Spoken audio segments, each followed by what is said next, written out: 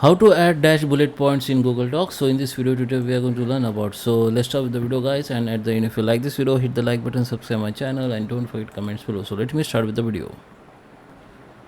Okay guys, so here we are. This is my normal bullet points. So let me show you to add bullet points. So you have to just click the cursor, keep the cursor where you want to start the bullet points. Okay, and click on that normal bullet points option. Now you can start with your bullet points. Okay, so you can see this is normal round shape bullet points. Okay, so if you want to make it dash, then just click on it.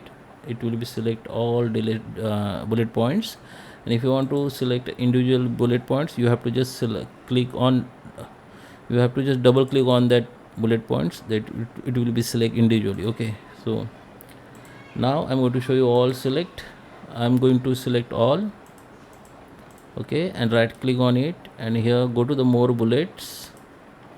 Under the search bar, you can see there is a lots of options. You can search by categories, recent characters, search result, and there is lots of options you can check out.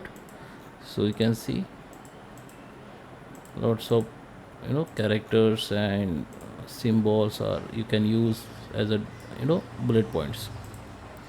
So we are looking for dash, so search here for dash. Then you can see there's a lots of dash characters or style you can see. So I choose this one. Now you can see the bullet point has been changed with the dash.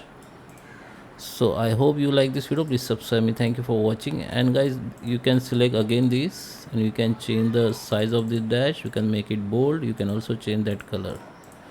Okay, so I hope, and if you want to increase the size, okay, and if you want to increase the size between the text and that bullet point, you have to just make sure that enable the show ruler, then select the all bullet points. Now just click on this first line Indian symbol, click and hold it and drag it. Okay, so I hope you like this video. Please subscribe me. Thank you for watching.